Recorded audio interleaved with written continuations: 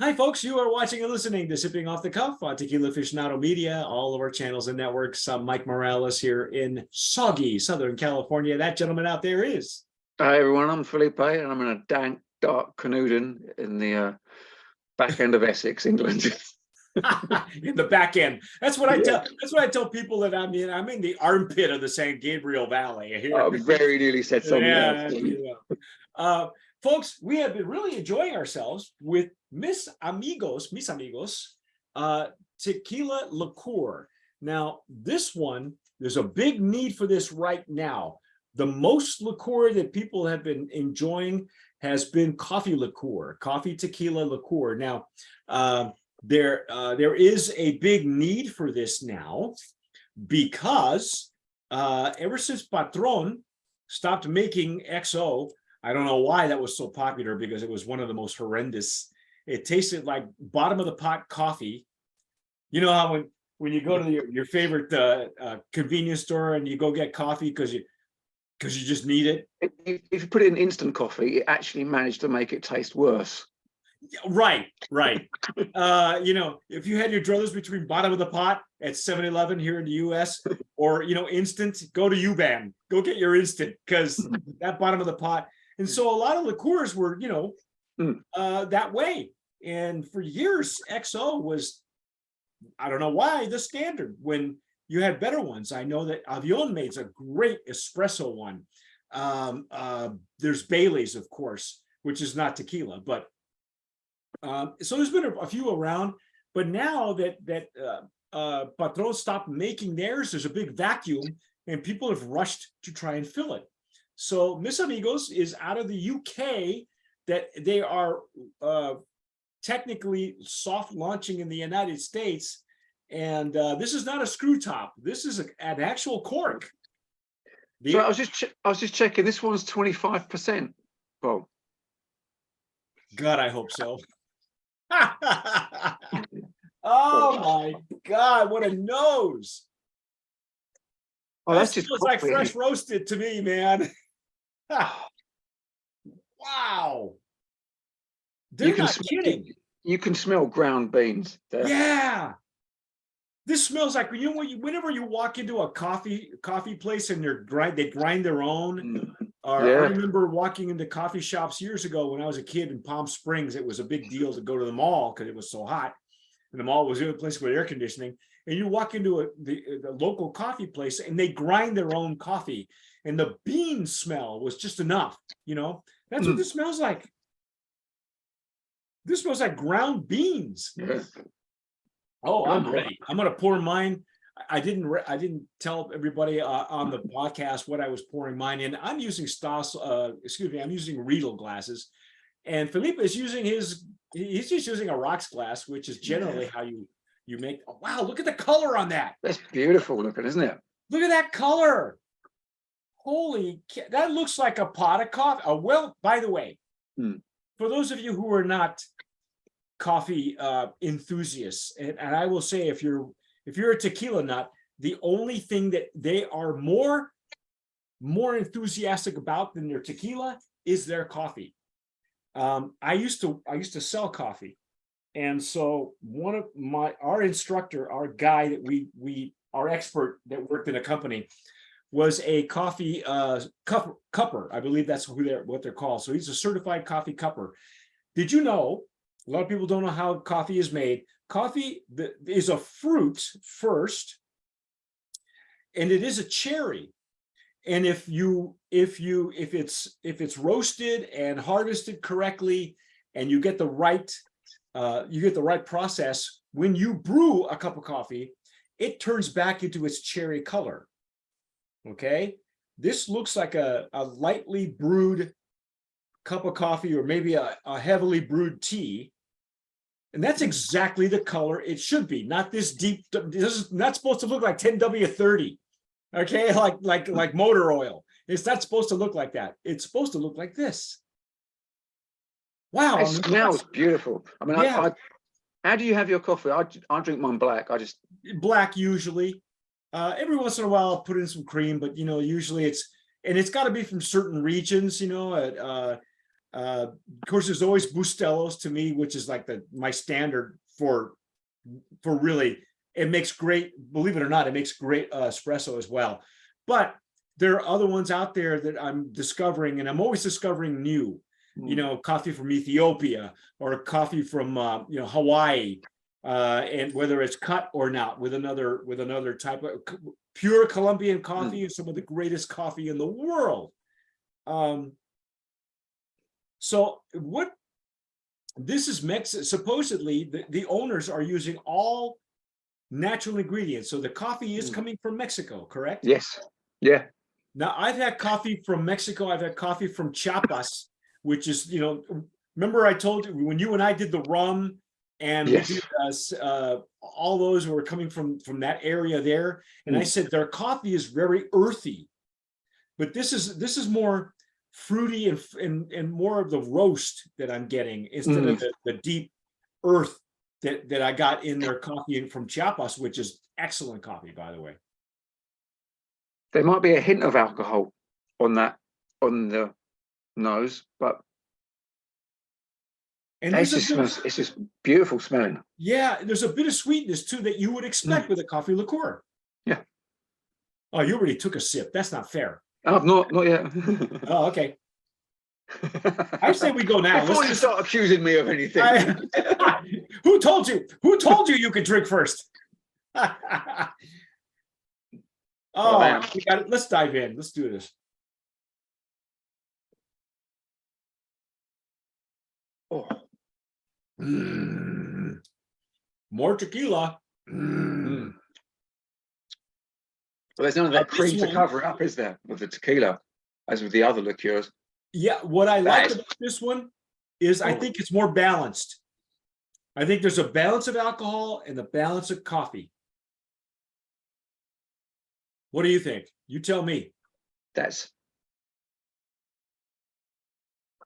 And it's not, even though there's a sweet nose to it at the bottom of the glass, because you folks can tell I've used Riedels before, and I use them like I use a Glencairn or a Jarrito. I break it up in sections and try to see if there's anything. I'm trying to discern or perceive what else is in there.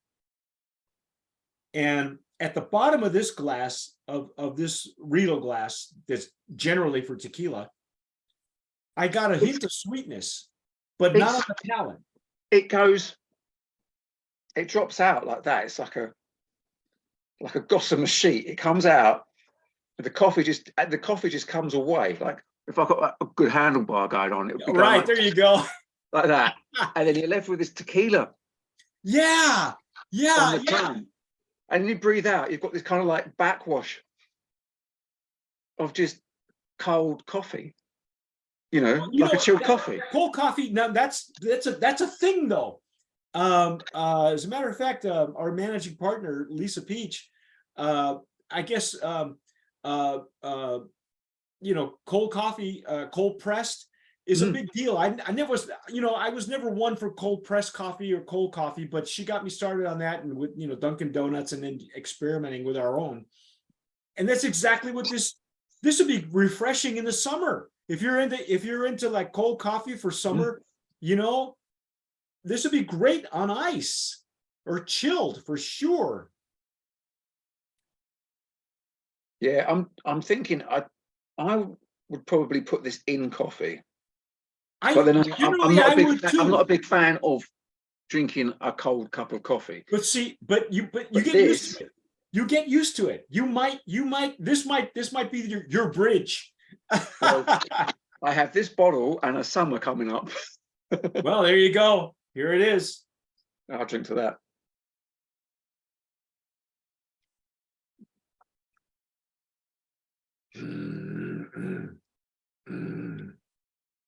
It gets the throat really nice. That a lot of the flavor. I mean, the tequila comes through. Yeah. But all the flavor. When we'll do tequilas, and you say, well, this tequila's got a bit of caramel, or this. Right. This is just you've got the hint of the tequila, but all the flavor. It's all coffee. Yeah. With this. With this underlying, like a secondary flavor of tequila. Of tequila. It's like, you know, if you order a takeaway, and you open the carton up and it's been out there for a while and all the oil settles at the top. Right. It's you've got the mill, which is the coffee, and you've got this little layer. Yep. Oil on the top, which is tequila. Maybe not the best.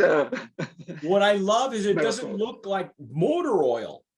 It's supposed to, this is what your coffee is supposed to look like, folks. Maybe just a little bit richer, but you're supposed to have brassy red highlights because remember, coffee is a cherry. It's not motor oil.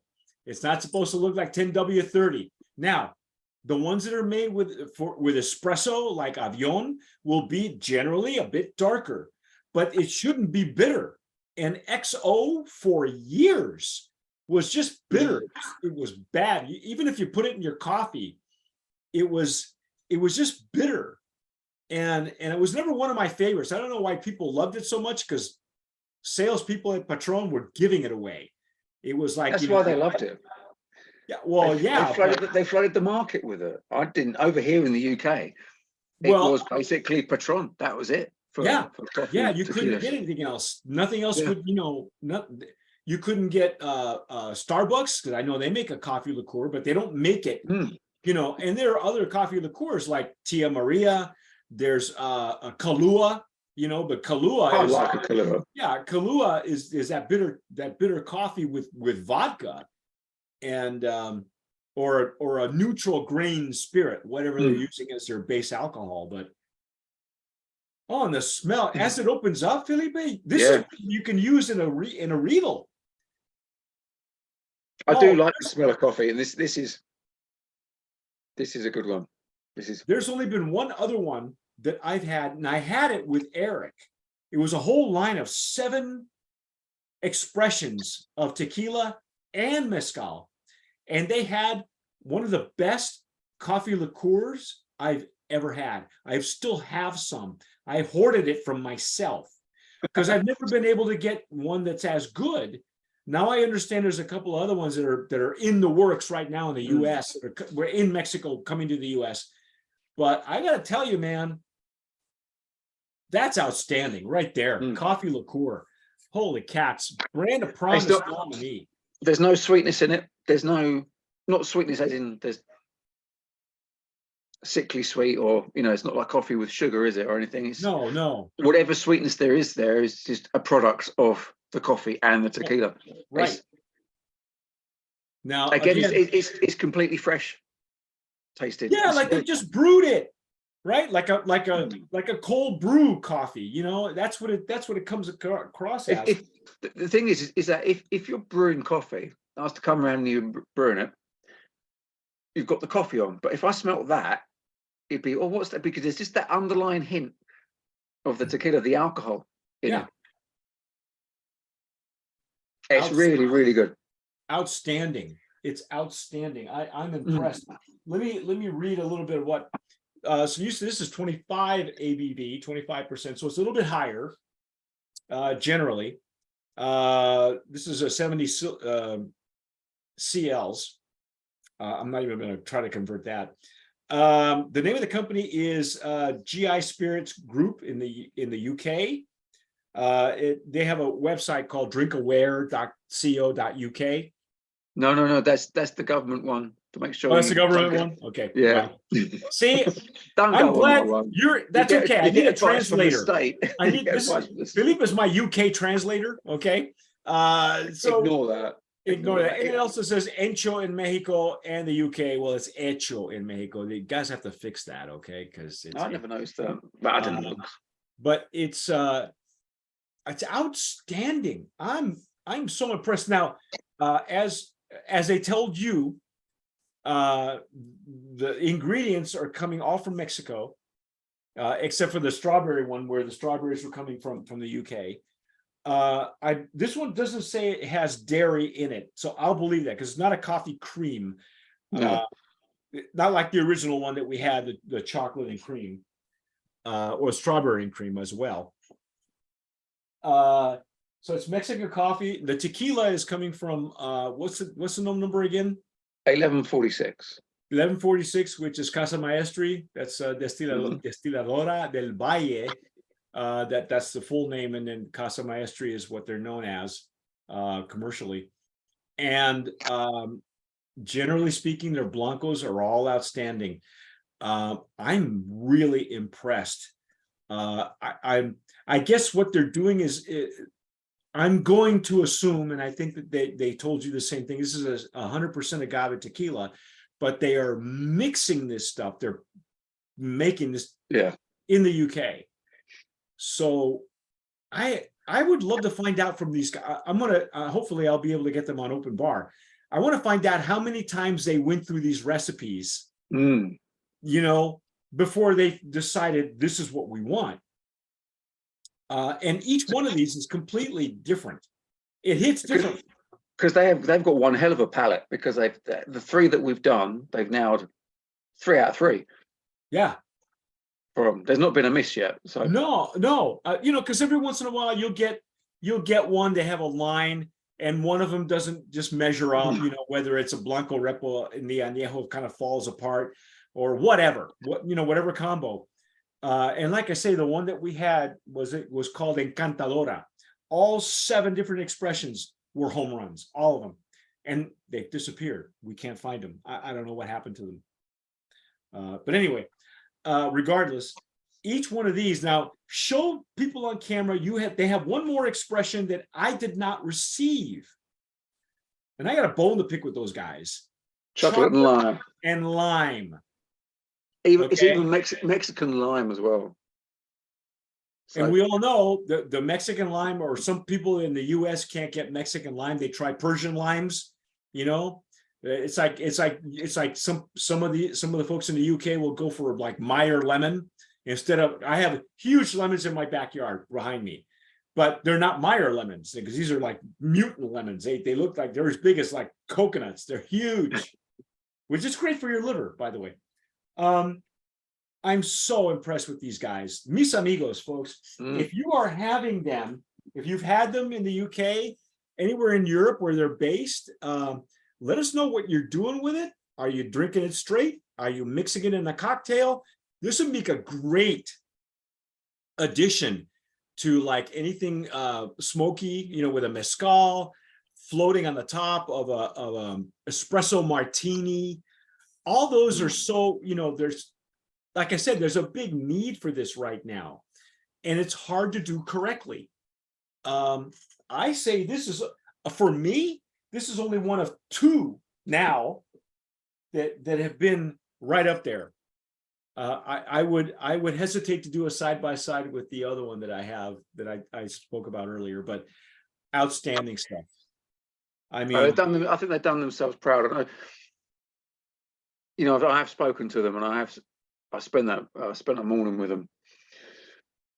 But I'm not a complete idiot, and I know that you get plied and you get treated very well to come out with it. But I even said, you know, in the morning, I said, you don't have to tell me anything like that. I had a couple of sips of different ones. It's good. It's good. I don't. Yeah. Well, before we came on camera, Felipe was telling me, "Are we doing all of them?" And I said, "Well, yeah, I only got 3." And he goes, "No, I got 4." It's like, "What did you get?" He goes, "I got a chocolate lime." I go, "What?" And I don't have it. I went back to look on my living room floor. I have a box full of stuff that we got to taste through. I can't find it. I've got a feeling they've got a couple of others as well, but which he didn't have there. Okay. I think they're producing a few others. That's okay. That's all right. You know, when they're ready to roll that out in the US, or if they can make that happen for me again, don't drink all of it, the one you have, because we're going to come back and revisit that one. Because I don't think I've ever tasted. I've got to keep hold of this chocolate lime. What's that? I've got to keep hold of this chocolate lime one then. Yeah, he's the one been drinking. I don't have it, and I've never tasted. I've never heard of that combination. Have you? Yeah. We can get bars of chocolate over here, chocolate and lime. Chocolate. See, but I've never had it as a liqueur. That's not. Those are 2 flavors. I never that. You know, until they came up with Reese's peanut butter cups, you wouldn't think of putting peanut butter with your chocolate. You don't do that. There's the chocolate lime. Oh man. Oh, you're gonna mix the two? Did you do that? No, I didn't. I washed that glass out just now. Okay. You're a sick man. I am. He took the chocolate and the strawberry and put that together. And I said, "What do you want? A Neapolitan? Now is vanilla cream, and you got ice cream in a glass." Here's one I will tell people not to do. Don't put the strawberry cream one in a cup of coffee. It really doesn't work. No, I don't think so. I think because the ingredients are so light, you'd lose the charm of the strawberry if you did that. That ruined the coffee completely. I'll give it a go. I've never tried strawberry in coffee, so. Yeah, that's not a combo you want to do. That's not something you want to try. I learned the hard way. Well, you take the hits for the company, so you don't have to, folks. That's why we do what we do, because you're welcome, everyone. Yes, you're welcome. There we go. We're purple. Anyway, that's my side to sign off. I'm Mike Morales here in Southern California. That guy out there is. It's Felipe in England. You've been watching and listening to Sipping Off the Cup on Tequila Aficionado Media on all of our channels and networks. Thank you for subscribing. Thank you for putting up with my camera. Thank you for putting up with Felipe and his weirdness. And hey, whatever you do, subscribe, hit the notification bell, give us a like. If you're listening to us on the podcast, thank you for downloading it anywhere you listen to, like Spotify. And whatever you do, folks, tomar sabiamente. Sip wisely, my friends.